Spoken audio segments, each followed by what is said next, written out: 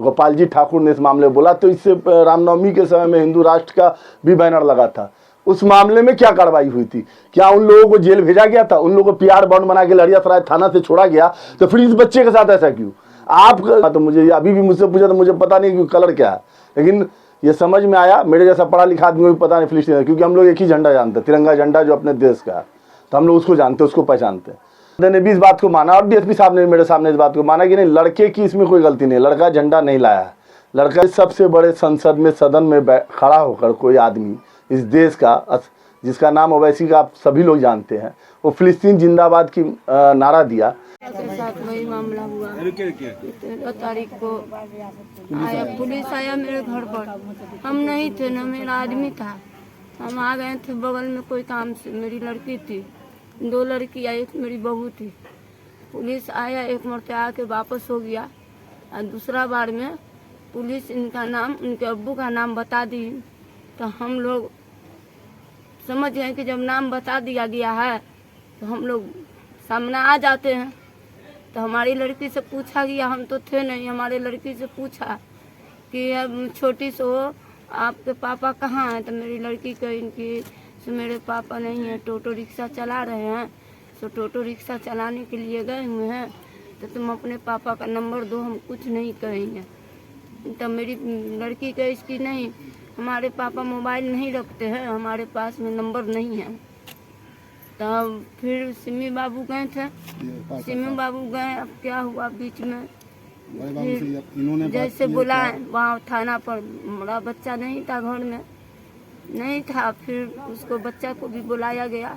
जैसे हम लोग को जैसे एसपी साहब कहीं, हम लोग झूठे नहीं थे, हम लोग अपने सच्चाई पर थे कि हम लोग इस देश के लिए यहाँ पर पैदा हुए, इस देश में मर जाएंगे। झूठ बोल के हम लोग को होगा क्या? क्या आरोप लगा था आपके बच्चे को? वही आरोप लगा कि बच्चा है कहाँ, तो बच्चा को ला के दिए।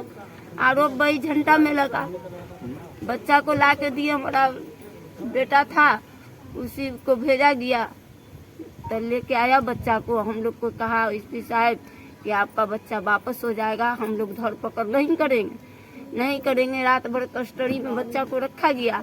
सुबह में गए, उनके पापा गए तो देखें कि कहीं की नहीं है, मुंशी जी कहीं की नहीं है बच्चा यहाँ पर। 7 बजे की बात 7 बजे की बात है, तो मुंशी जी कहीं की नहीं है। तो ये पूछे कि कहाँ गए हैं बच्चा, तो कहीं की सो एसपी साहब आएंगे तो पता चलेगा। तो फिर हम लोग 10 बजे सब आदमी गए, 3 आदमी से गए थे लेडीज में, ऊपर में भेजे तो देखे थे कि बच्चा रो रहा है, आँख में आंसू भरा हुआ, बच्चा को रो रहा है।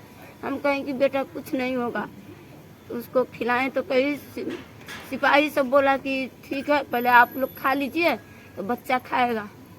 हम लोग पूछिए बच्चा से, एक उंगली हाथ नहीं लगाए, सब आपका बच्चा निर्दोष है। तो हम बोले उनको कि सिपाही साहब सो बच्चा मेरा कब छूट जाएगा? आज छूट जाएगा ना? तो बोली कि हाँ छूट जाएगा आज। हम लोग वहाँ से आ गए। और उनके बाद शाम में पता 4 बजे चला कि बच्चा मेरा जेल जा रहा है। अपना नाम बताइए। जहारा खातून। लड़का कौन आपका लड़का है? जी मेरा लड़का है। कैमा लड़का है? कितना नंबर है? ये दूसरा है। बड़ा लड़का है? दूसरा लड़का है। नाम क्या है? नाम मोहम्मद गुलजार है। उम्र वही 19 साल है, लेकिन आधार कार्ड से 22 साल हो गया। शादीशुदा है? नहीं शादीशुदा नहीं, अभी तो नाबालिग है। इससे पहले भी किसी तरह का कोई जेल नहीं, कभी कोई ऐसा चीज नहीं हुआ। बच्चा को किसी से मतलब नहीं है। भारत स्टोर में भी जाके आप जो है इस चीज का जो है ना, भारत स्टोर में ही आप जाके पता लगा।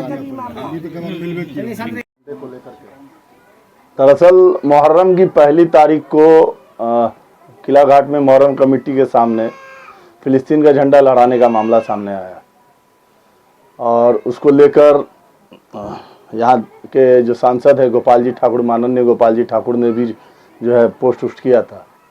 तो उस मामले को लेकर जो है गिरफ्तारी हुई। हमारे मोहल्ले के हैं ये जमाल साहब, उन्हीं के बच्चे की गिरफ्तारी की गई। 13 या 14 तारीख था, 8वीं का, हम अपने जाके 7वीं को, 14 तारीख को इनके घर पर पहले सबसे पहले पुलिस आई, तो इनको खोजा गया, ये नहीं थे। उसके बाद जो है मेरे पास ये आए, इनको मतलब टेम्पू चला रहे थे, इनके घर से खबर गया तो ये आए मेरे पास टेम्पू चलाने के बाद। इन्होंने मुझसे कहा कि ऐसे ऐसे थाना पर हमको बुलाया गया है, तो हम बोले क्या मामला है, तो कहे इसकी मामला समझ नहीं रहा। हम कहे एक काम करो, थाना पर अगर बुलाया है, 2 बार तुम्हारे आ चुका है, घर का फोटो भी खींच के ले गया था, तो हम कहे एक काम करो कि अपने भतीजा को लेके जाओ, अकेले मत जाना। तो हमने इसके भतीजा को साथ में भेजा। तो ये थाना पर गए तो वहाँ इनका मामला खुल कर आया कि फिलिस्तीन का झंडा जो है इनका बेटा लहरा रहा था। ठीक है, तो भाई वहाँ पर इनको बोला गया कि बेटा को प्रेजेंट करो, बेटा था नहीं। उसके बाद इन्होंने अपने बेटा को वहाँ बुलवाया।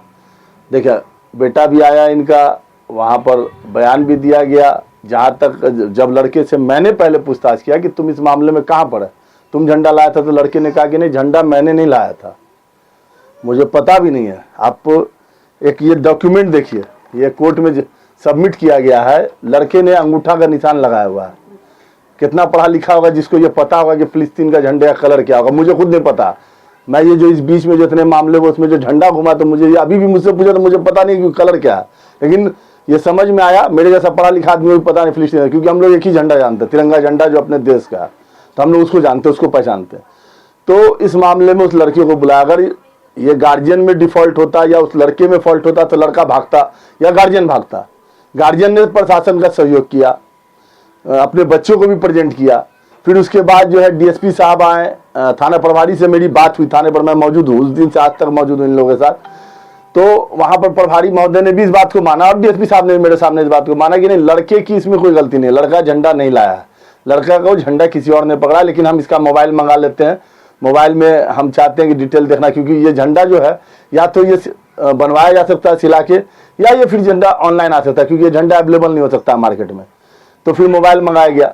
लेकिन उसके बाद जब ये बात जब लोगों ने कबूला, मतलब जो प्रशासन कह रही है कि नहीं आप आ गए मेरे बुलाने पर, आपने अपने बच्चे को प्रेजेंट कर दिया, तो फिर इस लड़के को जेल के अंदर भेजने का क्या कारण था? और अगर मान लीजिए फिलिस्तीन झंडे का मामला इतना बड़ा था, तो मुझे एक सवाल का जवाब चाहिए बहुत अच्छे से, कि देश के सबसे बड़े संसद में, सदन में खड़ा होकर कोई आदमी इस देश का, जिसका नाम ओवैसी का आप सभी लोग जानते हैं, वो फिलिस्तीन जिंदाबाद की नारा दिया, वहां प्रधानमंत्री मौजूद, वहां गृह मंत्री मौजूद, वहां रक्षा मंत्री मौजूद, उस पर कौन कार्रवाई हुई? ये मतलब कानून का 2 पैमाना क्यों चल रहा है? दूसरी चीज, अगर फिलिस्तीन झंडे का या किसी भी देश के झंडे का ये मामला अगर था, तो इसका मॉक ड्रिल क्यों नहीं हुआ? कि जैसे किसी को अगर आर्म्स बंदूक अगर है, ये लाइसेंस वाला ही रख सकता है, गैर लाइसेंसी बंदूक रखेगा तो उसकी सजा की, ये डर अगर लोगों को बता दिया गया होता तो इस तरह के मामले नहीं होते। और अगर इतनी फिलिस्तीन के झंडे के मामले, फिलिस्तीन की एम्बेसी क्यों इंडिया में बंद की जा रही है? उस दूतावास को बंद कर दिया, वहां भी फिलिस्तीन का झंडा लहरा रहा है। और मेरा एक सवाल और भी है आप मीडिया के साथियों के माध्यम से, कि इस तरह से जो माहौल क्रिएट किया जा रहा है, जो हमारे दरभंगा के सांसद गोपाल जी ठाकुर ने इस मामले में बोला, तो इससे रामनवमी के समय में हिंदू राष्ट्र का भी बैनर लगा था। उस मामले में क्या कार्रवाई हुई थी? क्या उन लोगों को जेल भेजा गया था? उन लोगों को पीआर बॉन्ड बना के लहरियासराय थाना से छोड़ा गया? तो फिर इस बच्चे के साथ ऐसा क्यों? आप कानून कहता है कि 100 गुनाहगार को सजा दीजिए, लेकिन एक बेकसूर को सजा नहीं मिलना चाहिए। उस बच्चे ने यह बयान दिया मेरे सामने कि मुझे ये पता नहीं था झंडा। आजकल जो इंस्टाग्राम का एक बहुत बड़ा कहानी चल रहा है, जो आप जानते हैं, सभी को पता, हर घर के हर इंसान को पता है कि गंदगी फैली हुई है। उस इंस्टाग्राम पे उस लड़के ने सिर्फ कलर का झंडा देखा, 2-3 कलर का, उसको नचा के 30-40 सेकंड का वीडियो बना लिया।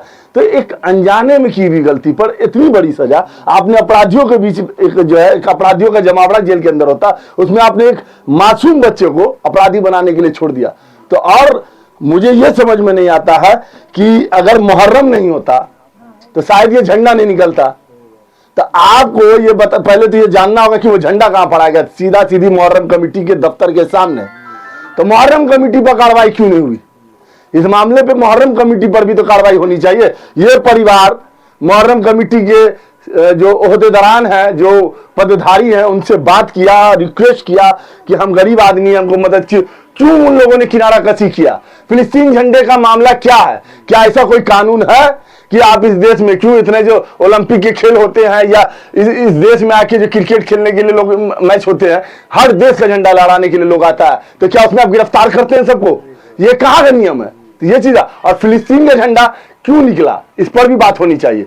फिलिस्तीन का झंडा आज आपको कई जगह, नवादा में, गिरिडीह में, कई जगहों, कई हिस्सों में मुहर्रम के टाइम में निकला। सिर्फ उसका पीछे का मकसद थोड़ा जानना, मंशा क्या था। लोग इसलिए निकाल रहे कि फिलिस्तीन में आज हजारों बच्चे मारे जा रहे हैं, हजारों लोगों का कत्ल हो रहा है, बमबारिंग हो रहा है। उसके लिए सिर्फ ये कि यहाँ भी लोग चाहते हैं कि फिलिस्तीन में लड़ाइयाँ बंद हो। लेकिन इसको इतना बड़ा इशू आप बना रहे हैं कि एक बच्चे के भविष्य के साथ खिलवाड़ कर दिया। आज बताइए कि बच्चा क्या हुआ, एक दागी आपने उस बच्चे को पूरे समाज के सामने खड़ा कर दिया कि ये दायित्व इसका कौन लेगा, उस बच्चे के आपने जो चरित्र को खराब करने का काम किया। इतनी बड़ी गलती है। आप मीडिया वाले सभी साथी यहाँ मौजूद है, मुझे बताइए क्या ये इतनी बड़ी गलती थी जिसकी सजा, क्या उसको आप डांट के या उससे पीआर बॉन्ड भरवा के नहीं छोड़ सकते थे? उस बच्चे को आपने जेल भेज दिया। आज उसकी माँ का रोते रोते हालत खराब है, उसका फादर, आज जो है समाज में लोग उसके साथ इतने लोग क्यों खड़े हैं? क्योंकि सबों को पता कि ये गलत हुआ है।